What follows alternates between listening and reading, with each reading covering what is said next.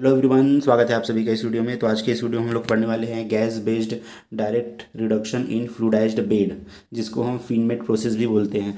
ठीक है, तो ये एक आयरन प्रोडक्शन का अल्टरनेट रूट होता है।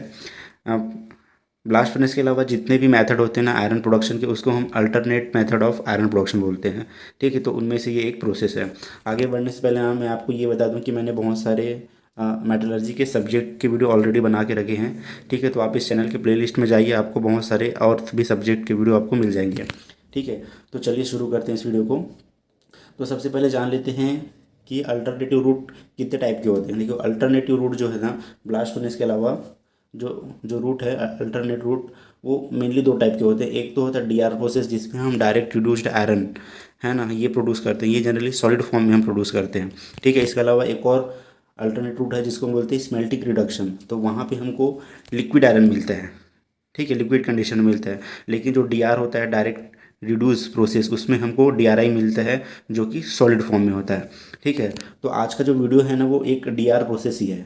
ठीक है, अब ये जो डीआर प्रोसेस होता है ना, वो एक सॉलिड प्रोसेस होता है। यहाँ पे हमको सॉलिड फॉर्म में आयरन मिलता है। ठीक है, तो ये दो टाइप का होता है, एक होता है कोल बेस्ड और दूसरा होता है गैस बेस्ड। ठीक है, तो कोल बेस्ड में आपका होता है रोटरी किलन। ठीक है, जिसको स्पंज आयरन प्रोडक्शन भी बोलते हैं। इसका वीडियो मैंने ऑलरेडी बना के रखा है। ठीक है, उसका लिंक आपको डिस्क्रिप्शन में मिल जाएगा, है ना। कोल बेस्ड में एक और होता है शाफ्ट फर्नेस होता है। ठीक है, अब एक होता है next gas based. Gas based में आपका तीन टाइप का होता है। रिटॉर्ट प्रोसेस, जिसको HYL प्रोसेस भी बोलते हैं, है ना। फ्लूइडाइज्ड बेड प्रोसेस बोलते हैं, जो अभी हम लोग पढ़ेंगे फीडबैक प्रोसेस यही है, फ्लूइडाइज्ड बेड प्रोसेस। इसके अलावा होता है शाफ्ट फर्नेस, जिसको मिड्रेक्स प्रोसेस भी बोलते हैं। ठीक है, तो ये डायरेक्ट डायरेक्ट रिडक्शन प्रोसेस का क्लासिफिकेशन हो गया। ठीक है, इन सब प्रोसेस को मैं एक के बाद एक पढ़ाऊँगा। ये रोटरी किलन को मैंने ऑलरेडी वीडियो बना रखा है। अभी मैं फिनमेट प्रोसेस का बना रहा हूँ, फिर HYL का बनाऊँगा, फिर बिड्रेक्स का भी बनाऊँगा। ठीक है, सारे प्रोसेस का मैं पूरा अलग अलग वीडियो बनाऊँगा। ठीक है, तो चलिए हम समझ लेते हैं आगे। अब देखो, बात आती है कि हमें अल्टरनेट रूट की आवश्यकता क्यों पड़ी। जब ब्लास्ट फर्नेस से ऑलरेडी हम आयरन प्रोडक्शन कर रहे थे, तो हमें अल्टरनेट जो रूट है उसकी ज़रूरत क्यों पड़ रही है। ठीक है, तो इसके बहुत सारे रीज़न हैं। जैसे कि एक है एनवायरनमेंट का रीज़न है, क्योंकि जो ब्लास्ट फर्नेस से जो गैसेस निकलती है ना, उससे बहुत ज़्यादा अमाउंट में पॉल्यूशन होता है। ठीक है, वहाँ पे जो है सल्फ़र डाइऑक्साइड है, कार्बन डाइऑक्साइड है, और भी बहुत सारे गैसेस बहुत ज़्यादा जनरेट होती है। ठीक है, इसके अलावा क्या होता है, ब्लास्ट फर्नेस का एक लिमिटेशन ये होता है कि हम वहाँ पे फाइन्स चार्ज नहीं कर सकते। ठीक है, वहाँ पे एक प्रॉपर साइज़ का और है ना प्रॉपर साइज़ का मटेरियल हमको चार्ज करना पड़ता है। लेकिन एक्चुअल में होता है क्या है, माइंस में जब हम लोग माइंस से मेटल निकालते हैं, तो वहाँ पे बहुत ज़्यादा अमाउंट में फाइन्स जनरेट होता है। ठीक है, तो उन फाइन्स को अगर आपको ब्लास्ट फर्नेस में यूज़ करना है, तो वहाँ पे आपको उस फाइन्स को जो है एग्लोमेरेट करना पड़ता है, या तो सिंटरिंग के थ्रू या फिर पेलेटाइजेशन के थ्रू। ठीक है, तो उसका खर्चा एक और बढ़ जाता है। लेकिन जो अल्टरनेट रूट है, जैसे फ्लूइडाइज्ड बेड रोस्टर है, यहाँ पे आप जो है छोटे पार्टिकल्स भी है जो है ना और के, वो आप चार्ज कर सकते हो। ठीक है, तो आयरन और फाइन्स बहुत ज़्यादा अमाउंट में जनरेट होता है, ब्लास्ट फर्नेस में आप चार्ज नहीं कर सकते। ठीक है, बट इस प्रोसेस में चार्ज कर सकते हो। ठीक है, अब नेक्स्ट क्या होता है कि ब्लास्ट फर्नेस में आपको कोक चाहिए ही चाहिए। बिना कोक के आपका ब्लास्ट फर्नेस काम करेगा नहीं। ठीक है, और कोक काफ़ी महंगा होता है, और कोकिंग कोल की जो डिपॉजिट है वो बहुत कम है, पूरे वर्ल्ड में बहुत कम है। ठीक है, इसके अलावा लो ग्रेड और जो जितने भी अल्टरनेट प्रोसेस होता है, वहाँ पे आप लो ग्रेड कोल है, और सॉरी कोल है, लो ग्रेड कोल है, उसका आप इस्तेमाल कर सकते हो। ठीक है, नेचुरल गैस का आप इस्तेमाल कर सकते हो, है ना। यहाँ पे ऑपरेशनल जो फ्लेक्सिबिलिटी है ज़्यादा अच्छी होती है। तो ये सारी चीज़ें क्या है, एडवांटेजेस हैं अल्टरनेट रूट के। तो इसमें अभी भी रिसर्च लगातार चल रहा है कि कैसे हम जो ब्लास्ट फर्नेस जो अभी भी डोमिनेट कर रहा है आयरन प्रोडक्शन को, उसको हम कैसे कट करें और ज़्यादा से ज़्यादा अल्टरनेट रूट की तरफ शिफ्ट हों। ठीक है, क्योंकि ये सारे एडवांटेजेस हैं, तो अभी भी ये मतलब रिसर्च में चल रहा है, बहुत ज़्यादा एडॉप्शन नहीं हुआ है अभी भी। लेकिन फ्यूचर इसी का है, फ्यूचर में धीरे धीरे जो अल्टरनेट रूट है ना वो बढ़ने वाला है। ठीक है, चलिए अब हम आते हैं अपने सीधे टॉपिक पे। ठीक है, तो चलिए अब हम लोग सीधा देख लेते हैं गैस बेस्ड प्रोसेस होता क्या है। ठीक है, अब देखो नाम से ही पता चल रहा है यहाँ पे कि गैस बेस्ड प्रोसेस, मतलब यहाँ पे हम गैस का इस्तेमाल करते हैं for the reduction of iron ore. ठीक है, कोल बेस्ड में हम क्या करते थे, कोल का इस्तेमाल करते थे, बट गैस बेस्ड में हम क्या करेंगे, गैसेस का इस्तेमाल करेंगे। तो बात आती है कि कौन सा गैस इस्तेमाल करेंगे, तो हम यहाँ पे यूज़ करते हैं नेचुरल गैस। ठीक है, अब नेचुरल गैस में बहुत सारे गैसेस होते हैं, तो मेन हम यहाँ पे यूज़ करते हैं मीथेन का, है CH4। ठीक है, मीथेन गैस का ज़्यादातर इस्तेमाल करते हैं। अब ये जो नेचुरल गैस है ना, उसको हम डायरेक्टली यूज़ नहीं कर सकते। ठीक है, मतलब डायरेक्टली इसको बेड के अंदर या फर्नेस के अंदर नहीं भेजते हैं। ठीक है, इसके बहुत सारा कारण होता है। एक तो अगर आप सीधे इसको भेजोगे ना, तो वहाँ पे जो रिडक्शन रिएक्शन है वो स्लो हो जाएगा, क्योंकि वो पहले क्या है, मीथेन CH4 के फॉर्म में है। ठीक है, तो जनरली ये एक रिड्यूसिंग एजेंट नहीं है CH4, इसको कन्वर्ट होना पड़ेगा CO और H2O में, सॉरी CO और H2 में। ठीक है, तो आप उसको डायरेक्टली नहीं भेज सकते, वहाँ पे रिडक्शन प्रोसेस क्या हो जाएगा, स्लो हो जाएगा। ठीक है, दूसरा प्रॉब्लम क्या होता है ना, कार्बन शूट फॉर्मेशन होता है। मतलब अगर आप नेचुरल गैस को डायरेक्टली भेज दिए फर्नेस में, तो कार्बन शूट फॉर्मेशन होते हैं, मतलब कार्बन बहुत ज़्यादा वहाँ पे जनरेट होता है, और वो जो कार्बन है ना, बहुत सारे जो इक्विपमेंट है उसको चोक कर देते हैं, है ना। और उसके अलावा जो थर्मल बैलेंस है अंदर में वो ख़राब हो जाता है, इसलिए नेचुरल गैस को डायरेक्टली यूज़ नहीं करते हैं। इसके अलावा बहुत सारे सल्फ़र कंटेंट भी होता है उसमें।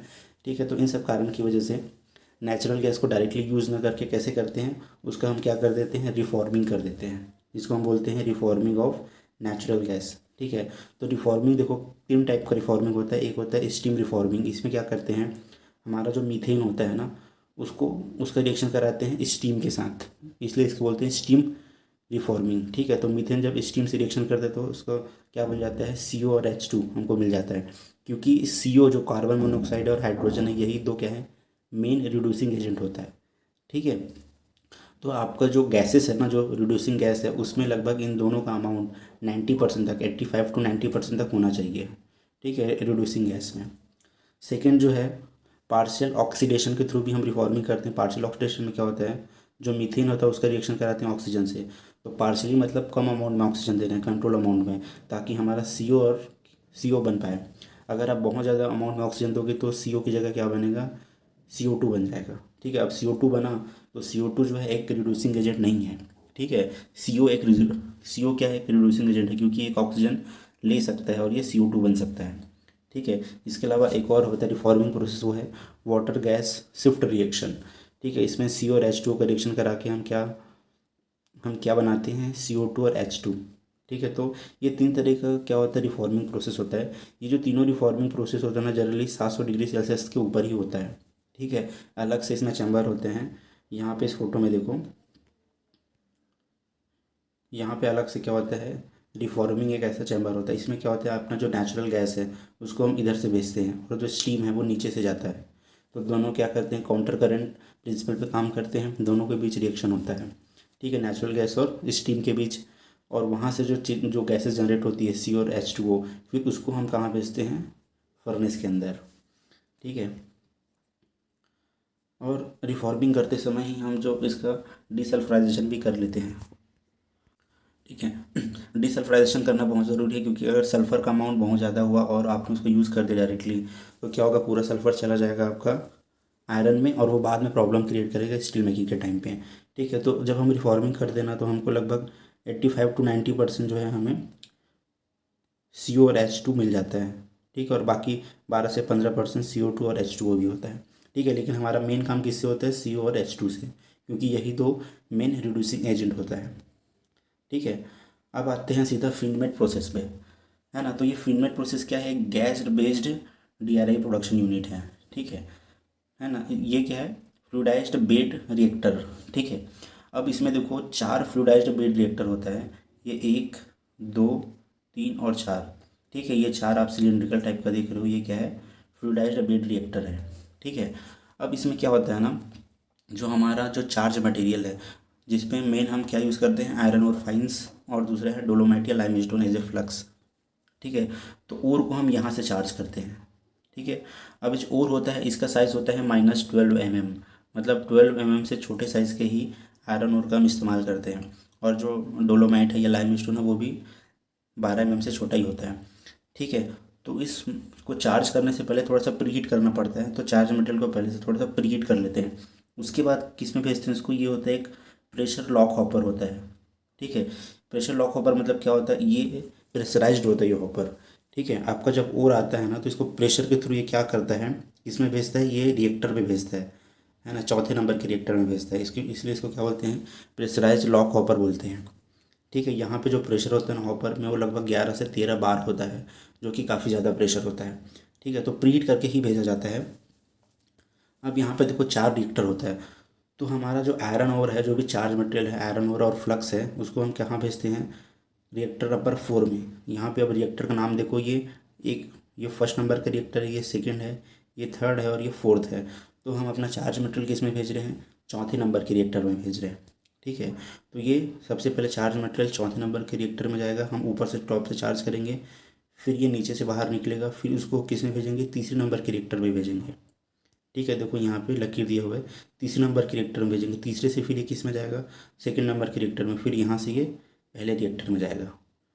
ठीक है, अब इसके जस्ट अपोजिट क्या होगा, आपको जो रिड्यूसिंग गैस है, जो रिड्यूसिंग गैस है ना, वो सबसे पहले रिएक्टर नंबर 1 में जाएगा, फिर 1 से होते हुए 2 में, 2 से 3 में और 3 से 4 में जाएगा। मतलब यहाँ पे काउंटर करंट प्रिंसिपल काम आ रहा है। मतलब हम चार्ज मटेरियल, हमारा जो चार्ज मटेरियल है क्या हो रहा है, ऊपर से नीचे आ रहा है, और आपका जो रिड्यूसिंग गैस है वो नीचे से ऊपर जा रहा है।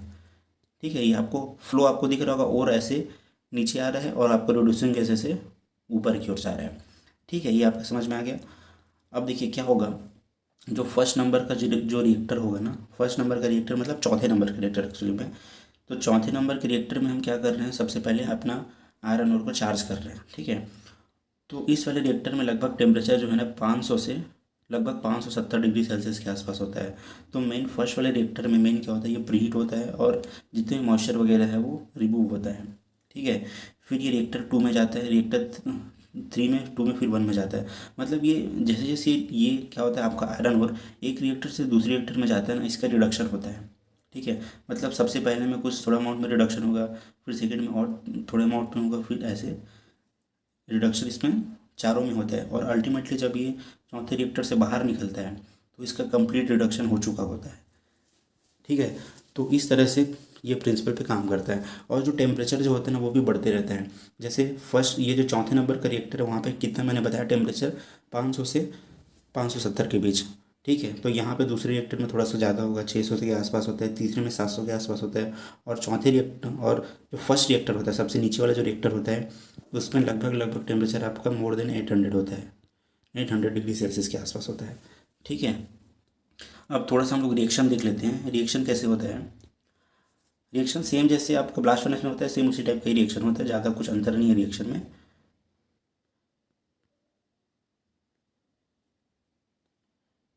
यहाँ पे देखो आपका क्या है, आपने हेमेटाइट और डाला था, वो रिएक्शन करते हैं CO से, है ना, जो रिड्यूसिंग गैस में जो CO है ना, वो क्या बनाता है Fe3O4। आपका हेमेटाइट किस में कन्वर्ट होता है, मैग्नेटाइट में। ठीक है, और इसके अलावा देखो जो गैस है उसमें CO भी और H2 भी है, तो H2 भी रिएक्शन करता है हेमेटाइट से, है ना, और ये क्या बनाता है Fe3O4 और H2O। तो जो पहला जो रिएक्शन है ना, ये CO2 वाला, वो एक एंडोथर्मिक रिएक्शन है, और जो सेकंड रिएक्शन है ना, वो एक्सोथर्मिक रिएक्शन है। ठीक है, और आप लोगों को ये तो पता ही होगा कि hydrogen is a better reducing agent than carbon monoxide, क्योंकि हाइड्रोजन को एटम जो है वो बहुत छोटे होते हैं, छोटे होने के कारण बहुत आसानी से डिफ्यूज़ हो जाते हैं ओर के अंदर, और जल्दी से रिडक्शन करते हैं। ठीक है, अब ये जो मैग्नेटाइट आपको मिला है ना, ये वापस से फिर रिएक्शन करता है, और ये क्या बनाता है, FeO बनाता है, वूस्टाइड। FeO को क्या बोलते हैं, वूस्टाइड बनता है। ठीक है, इस तरीके से। अब ये जो वूस्टाइड आपको मिला है ना, FeO, वो वापस से फिर से रिएक्शन करता है, CO से Fe बनाता है, या H2 से रिएक्शन करते हैं और Fe बनता है।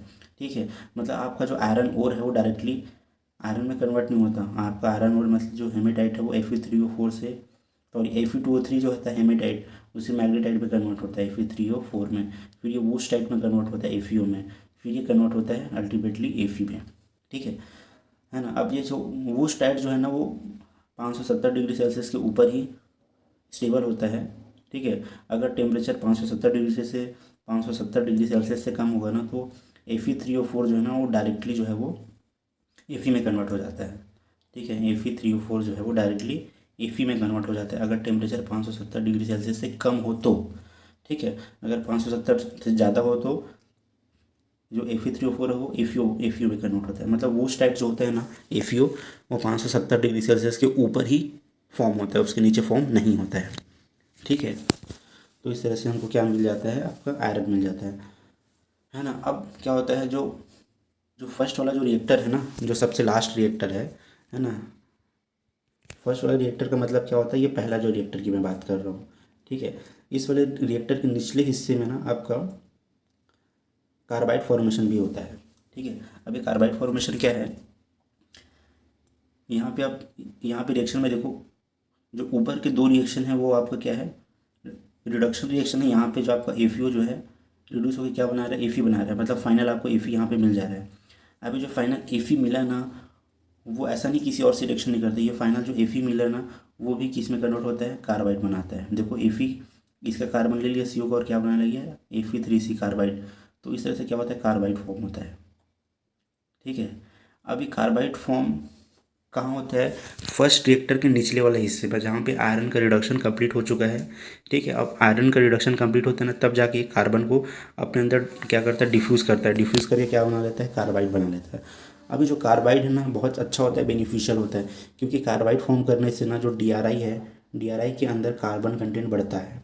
ठीक है, और जितना ज़्यादा कार्बन होगा DRI में, उसकी वैल्यू उतनी ज़्यादा होगी। ठीक है, अब देखो फ़ायदा क्या क्या होगा अगर कार्बन ज़्यादा होगा तो, पहला एक फ़ायदा ये होगा कि जब हम उसको इलेक्ट्रिक फर्नेस पे जब उसको हम मेल्ट करेंगे स्टील बनाने के लिए, तो उस समय वो मेल्टिंग में हेल्प करता है। ठीक है, और क्या होता है, जो कार्बन होता है वो वहाँ पे भी, कार्बन जो होता है DRI में वो ऑक्सीजन से रिएक्शन करके क्या बनाता है, कार्बन डाइऑक्साइड या CO, तो वहाँ पे हीट प्रोवाइड करता है इलेक्ट्रिक आर्क फर्नेस में। ठीक है, मेल्ट होता है जल्दी से।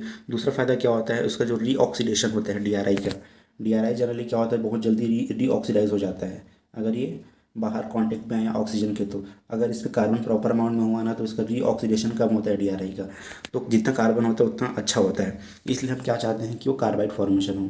तो पहले जो ये जो रिएक्टर है ना, उसके निचले वाले हिस्से में क्या होता है, कार्बाइड फॉर्मेशन भी होता है। ठीक है ना। अब ये तो हमने समझ लिया आयरन के बारे में। अब जो गैस जो निकल रही उसका क्या होता है, देखो हमारा जो मेन जो गैस है वो हम कहाँ पे डालते थे, रिएक्टर 1 में डालते हैं, फिर 2 में जाते हैं, 3 में, फिर ये चौथे में जाता है। चौथे में जाने के बाद ये जो गैस है वो क्या हो जाता है, बाहर निकल जाता है। अब वो जो गैस है ना, उसको हमको ऐसे चिमनी से बाहर नहीं छोड़ रहे हैं, उसको हमको रिसाइकल करना होता है। उस गैस का हम क्या कर लेते हैं, रिसाइकलिंग कर लेते हैं।